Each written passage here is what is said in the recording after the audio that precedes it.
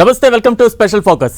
ఎన్నో ప్రచారాలు, మరెన్నో ఊహాగానాలు, అంతు చిక్కకుండా ఎండింగే లేని సీరియల్ గా డైలీ ఎపిసోడ్ లాగా కొనసాగిన రత్న భండార్ రహస్యం ఎట్టకేలకు వీడింది. కాకపోతే కొలిక్కి వచ్చేందుకే సమయం పట్టే అవకాశం ఉంది. నాగబంధం అయితే లేదని తేలిపోయింది. 46 ఏళ్ల తర్వాత నిధి ఉన్న రత్న భండార్ 3వ గది తాళాలను తెరిచారు అధికారులు. ఎన్నో జాగ్రత్తలు, పటిష్టమైన భద్రత మధ్య శుభముహూర్తాన రత్న భండార్ తలుపులు ఓపెన్ అయ్యాయి. ఇప్పుడే అసలు కథ మొదలైంది. రహస్య గది అయితే తెరుచుకుంది. అందులో ఏముంది? నిజంగానే ఆభరణాలు, వజ్ర వైఢూర్యాలు ఉంటే వాటిని లెక్కించడం ఎలా? పర్యవేక్షణ కమిటీ ఏం చెబుతోంది? ఎట్టకేలకు తెరుచుకున్న పూరి రత్న భండార్. ప్రత్యేక పూజల తరువాత రహస్య గది ఓపెన్. నగల విలువ కట్టేందుకు త్వరలోనే ప్రత్యేక కమిటీ. ధగధగా మెరిసే వజ్ర వైఢూర్యాలు, జిగేల్ జిగేల్మనే రత్నాలు, స్వర్ణాభరణాలు, కళ్ళు చెదిరే ఖజానా, వెలకట్టలేనంత విలువైన సంపద. ఇది పురాణాల ప్రకారం పూరీ జగన్నాథుడి రత్న భాండాగారం రహస్యం. ఎన్నో ఊహాగానాలు, అనుమానాలు, ప్రచారాల మధ్య ఎట్టకేలకు రత్న భండార్ తెరుచుకుంది. రత్న భండార్లోని 3 గదులను తెరిచారు అధికారులు. మొదటి 2 గదుల్లో ఉన్న స్వామివారికి నిత్యం అలంకరించే ఆభరణాలను తీసి భద్రపరిచారు. అయితే 3వ గది తాళం తెరిచేందుకు ప్రయత్నించగా ఆ తాళం ఓపెన్ కాకపోవడంతో కట్టర్ సాయంతో పగలగొట్టారు. తరువాత కొత్త తాళంతో లాక్ చేసి సీజ్ చేశారు. త్వరలోనే నగల లెక్కింపు కోసం ఓ కమిటీని వేయనున్నారు. ఆ కమిటీ నిర్ణయించిన దాని ప్రకారం నగలు, ఆభరణాల లెక్కింపు జరగనుంది. 46 ఏళ్ల తరువాత పూరీ జగన్నాథుడి రత్న భాండాగారం తెరుచుకుంది. ఆజ్ఞ అనే ప్రత్యేక పూజల తరువాత ఆదివారం మధ్యాహ్నం 1:28 ఆ రహస్య గదిని తెరిచారు. మొదట 11 మంది అధికారులు రత్న భండార్ను తెరిచే ప్రక్రియలో పాల్గొన్నారు. ప్రస్తుతం శ్రీక్షేత్రంలో జగన్నాథుని రథయాత్ర జరుగుతోంది. ప్రతిరోజు 119 మూలికా సేవలు జరుగుతాయి. వీటిని నిర్ణీత వేళల్లో సేవాయత్లు చేపడతారు. ఈ నెల 19 వరకు జగన్నాథ, బలభద్ర, సుభద్రలు ఆలయం వెలుపలనే ఉంటారు. ఎట్టి పరిస్థితుల్లోనూ స్వామివారి నిత్య సేవలకు ఏ అడ్డంకులు లేకుండా భాండాగారం తెరిచేందుకు ముందుగానే ఏర్పాట్లు చేసుకున్నారు అధికారులు. ఆ ప్రకారమే నిత్య కైంకర్యాలకు అవాంతరాలు లేకుండా భాండాగారాన్ని తెరిచారు.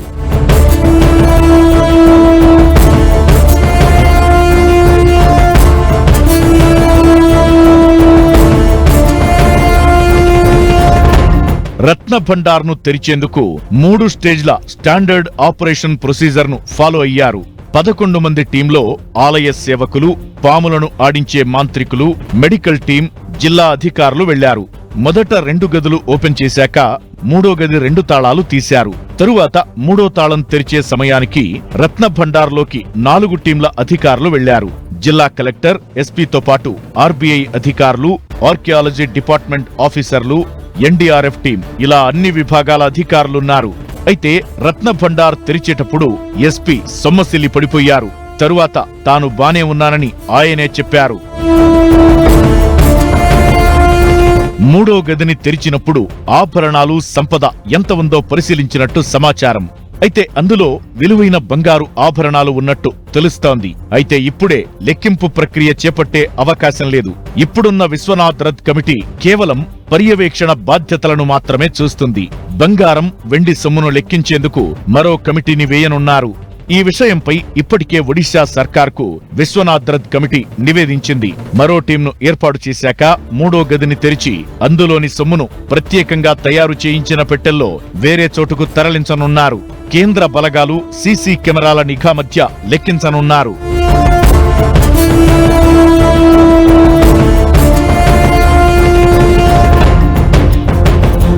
ఆ అంతులేని సంపదను లెక్కించడం అంత ఈజీనా?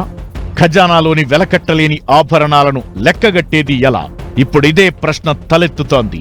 రత్న భండార్లో ఉన్న సొమ్మంతా రాజుల కాలం నాటి సంపద. అప్పటి ఆభరణాల తయారీ విధానం, అప్పుడున్న వజ్ర వైఢూర్యాలు ఇప్పుడు లేవు. వాటిని ఇప్పుడు లెక్కగట్టడం పెద్ద సవాలే.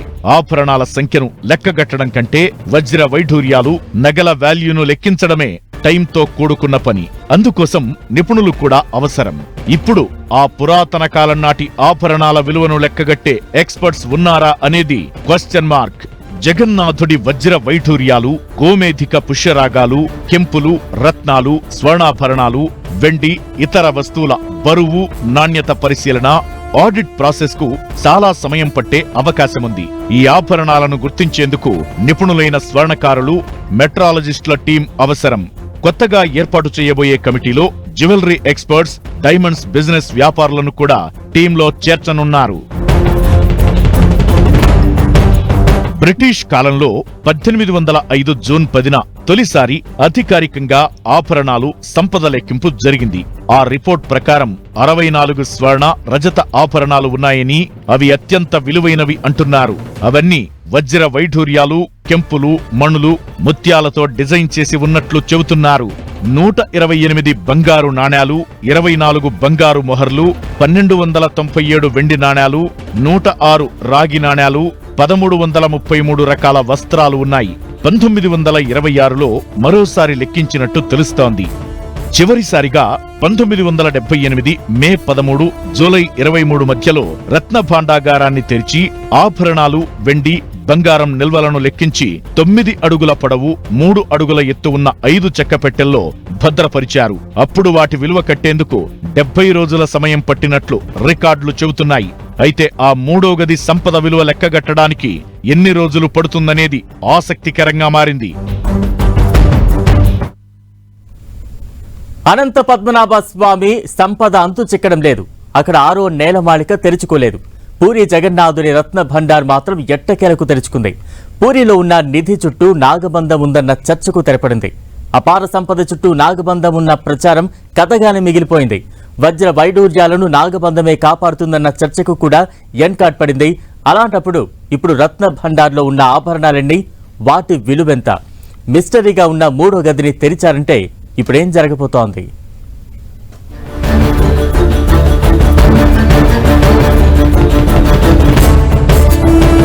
భయమే ఇన్నాళ్లు రత్న భండార్ను తెరవకుండా ఆపిందా?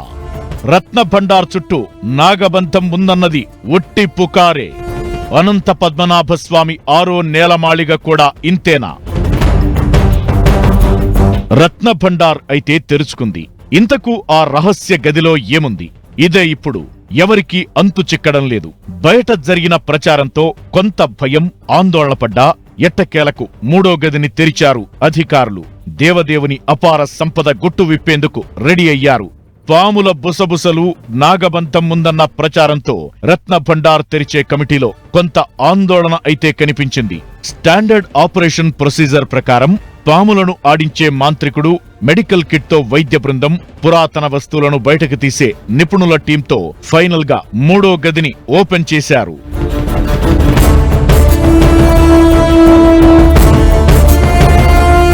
కొన్నేళ్లుగా పెద్ద మిస్టరీగా ఉండిపోయిన రత్న భండార్ రహస్యం వీడిపోయింది. 1985లో ఆర్కియలాజికల్ సర్వే ఆఫ్ ఇండియా అధికారులు మూడో గది తెరిచేందుకు ప్రయత్నం చేశారు. అయితే 2 తలుపులు తెరిచినా మూడో తలుపు తాళం లేదన్న కారణంతో వెనుదిరిగారు. ఆ తరువాత డమ్మీ తాళం కలెక్టరేట్లోని ట్రెజరీలో ఉన్నట్లు తెలిసింది. 2018లో మూడో గదిని తెరిచేందుకు వెళ్లిన అధికారులు కూడా తాళం లేదన్న ప్రచారం మధ్య రత్న భండార్ను తెరవకుండానే వెళ్లిపోయారు.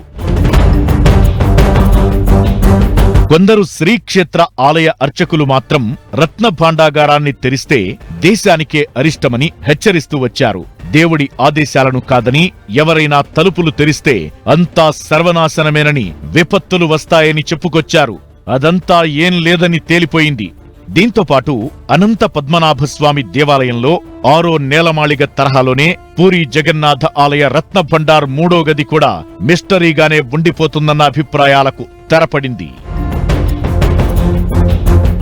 1978వ సంవత్సరంలో తెరవబడి రాగి శాసనం పైన లిఖితమైనటువంటి నిధులు కరెక్ట్గా ఉన్నాయా లేవా అని చెప్పి లెక్కబెట్టి తిరిగి సంపదని అదే కోవెల్లో ప్రతిష్ఠించడం కోసం కొత్త బాక్స్ ఏర్పాటు చేసి తిరిగి బంధన చేసి రత్న భండార్కు నాగబంధం ఉందన్న ప్రచారాన్ని కొందరు అధికారులు మొదటి నుంచి ఖండిస్తూ వచ్చారు.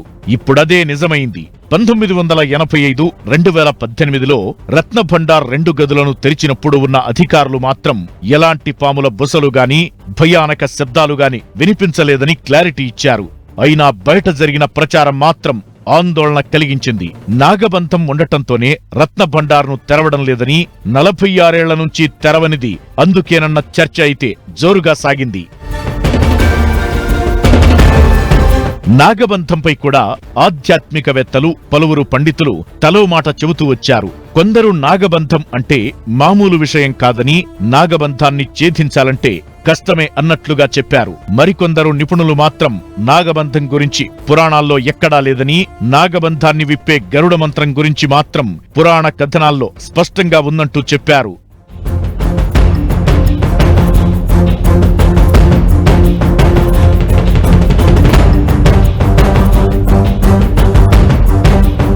నాగబంధమే లేకపోతే అనంత పద్మనాభస్వామి 6వ నేలమాళిగను ఎందుకు తెరవనట్లు అన్నది మరో డౌట్. అక్కడ లక్షల కోట్ల విలువ చేసే ఆభరణాలు, బంగారు, వెండి నాణేలు ఉన్నట్లు ప్రచారం ఉంది. కాని 6వ నేలమాళిగను తెరిచేందుకు రెడీ అయ్యి కోర్టు ఆదేశాలతో నిలిపివేశారు.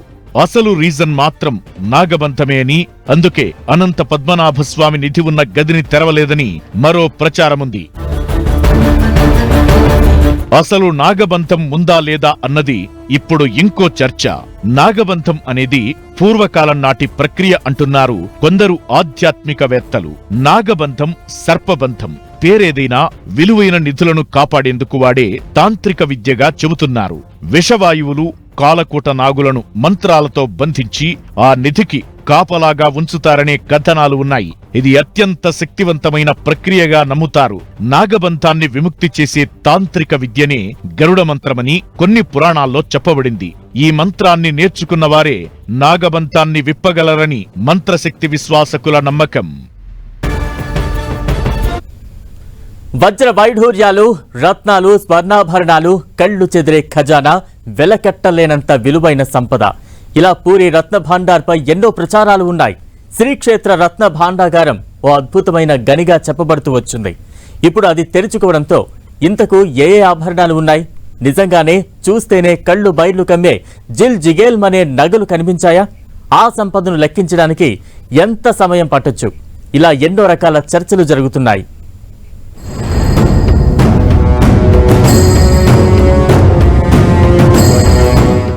వీడిన 100 ఏళ్ల కిందటి రహస్య గది మిస్టరీ.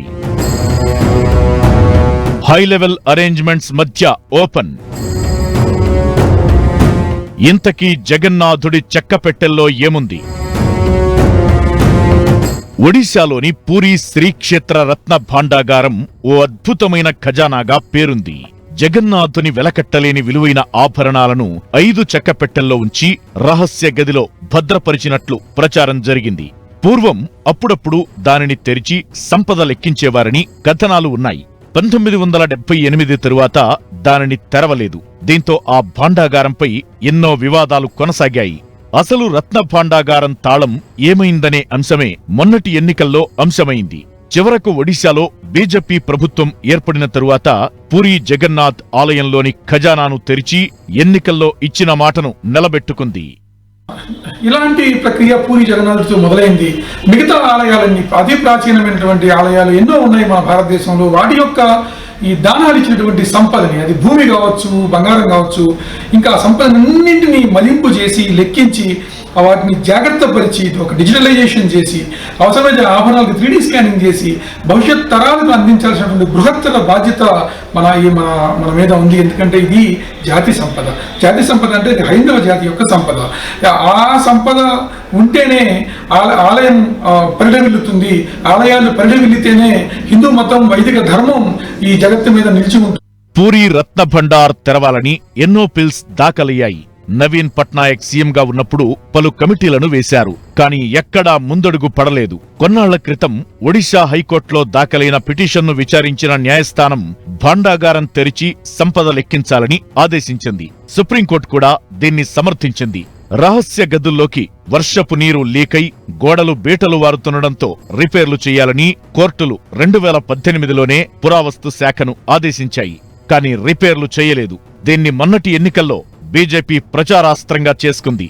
తాము అధికారంలోకొస్తే భాండాగారం తెరిపిస్తామన్న హామీకి కట్టుబడి విశ్రాంత న్యాయమూర్తి జస్టిస్ విశ్వనాథ్ రథ్ అధ్యక్షతన 16 మందితో కమిటీ వేసింది. కమిటీ ఇప్పుడు రత్న భాండాగారాన్ని తెరిచింది.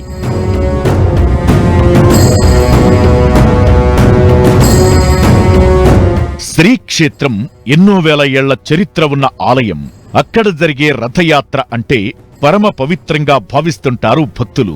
ఆ రథయాత్రలో పాల్గొంటే జన్మ ధన్యమైపోతుందని అనుకుంటారు. అంతటి మహిమాన్వితమైన శ్రీక్షేత్రంలో ఉన్న రత్న భాండాగారాన్ని తెరిచినప్పటికీ ఇంతకీ అందులో ఏముందనే ఆసక్తి మాత్రం కొనసాగుతోంది. బయట జరిగిన ప్రచారం ప్రకారం అందులో అంత విలువైన వజ్ర వైఢూర్యాలు, మణులు, మాణిక్యాలు, లెక్కపెట్టలేనన్ని సంపద ఉందా? అసలు ఇప్పటి వరకు ప్రచారంలో ఉన్నదంతా నిజమేనా అన్న అనుమానాలు వ్యక్తమవుతున్నాయి.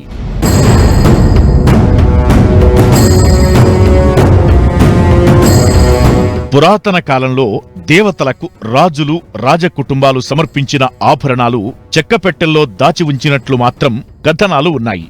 పూర్వం రాజులు విరాళంగా అందించిన నగలు చెక్కపెట్టెల్లో భద్రపరిచినట్లు ప్రచారం జరిగింది. 12వ శతాబ్దపు నాటి పూరీ శ్రీక్షేత్ర ఆలయం భారతదేశంలోని ప్రముఖ హిందూ దేవాలయం. వైష్ణవ భక్తులు ఈ ఆలయాన్ని ఎంతో పవిత్రంగా భావిస్తుంటారు. దేవతామూర్తుల విగ్రహాలు చెక్కతో తయారు చేసి ఉండటం ఇక్కడి ప్రత్యేకత. ఆలయంలో శ్రీకృష్ణుడు సుభద్రా బలరామ సమేతంగా దర్శనమిస్తాడు. విశ్వానికి ప్రభువుగా ఈ గుడిలో జగన్నాథుణ్ణి కొలుస్తారు. హిందూ ఆచారాల ప్రకారం విష్ణువు, కృష్ణుడిని ఆరాధించే వాళ్లకు ఈ గుడి ప్రముఖమైన పుణ్యక్షేత్రం. ప్రతి హిందువు తన జీవితకాలంలో తప్పక దర్శించుకోవాల్సిన పుణ్యక్షేత్రాలలో ఇది ఒకటని చెబుతుంటారు అర్చకులు.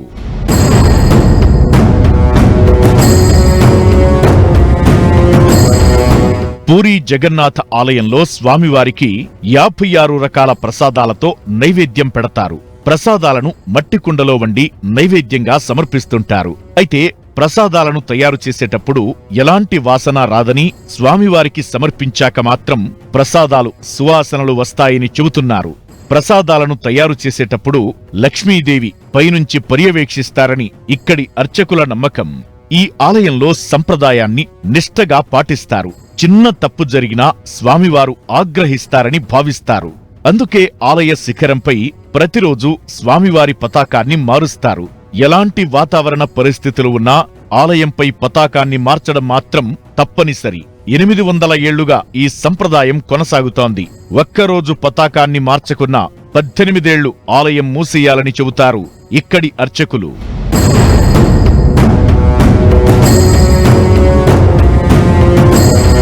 12వ శతాబ్దం నుంచి 18వ శతాబ్దం వరకు ఈ ఆలయానికి రాజులు ఎన్నో ఆభరణాలు సమర్పించారని తెలుస్తోంది. కేసరి, గంగా వంశాల రాజులు, సూర్యవంశీ, భోయి రాజవంశాల రాజులు, నేపాల్ పాలకులు వెండి, బంగారం, రత్నాలు, విలువైన వస్తువులు జగన్నాథుడికి విరాళంగా ఇచ్చారు. ఆ ధనరాశులే కుప్పలుగా పోసి ఉన్నాయని ప్రచారముంది. భక్తులు జగన్నాథుడికి భక్తిపూర్వకంగా సమర్పించిన భూములు 60,000 ఎకరాలకు పైనే. బంగారం, వెండితో పాటు అత్యంత విలువైన రాళ్లతో కూడిన బంగారు ఆభరణాలు, ఇతర నగలు ఉన్నాయి. జగన్నాథుడి సంపద అనంత పద్మనాభుణ్ణి మించి ఉన్నట్లేనని భక్తుల అంచనా. ఒకవేళ బయట జరిగిన ప్రచారం నిజమైతే వాటన్నింటినీ లెక్కించడమే ఇప్పుడు పెద్ద సవాల్.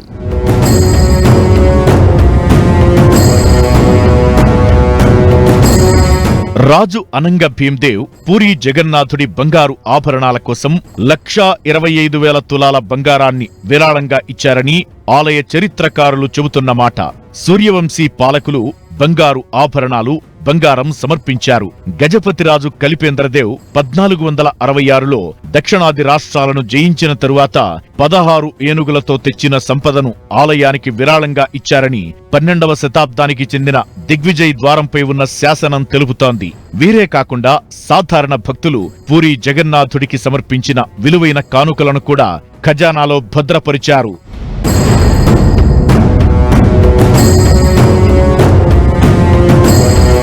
కేరళ అనంత పద్మనాభస్వామి ఆలయానికి పూరీ శ్రీక్షేత్రానికి సారూప్యత ఉందన్న చర్చ జరిగింది. కాని అక్కడి నేలమాళిగ తెరుచుకోలేదు. శ్రీక్షేత్రంలో 3వ గది ఓపెన్ అయింది. నాగబంధం ఉందన్న ప్రచారానికి ఎండ్ కార్డ్ పడింది.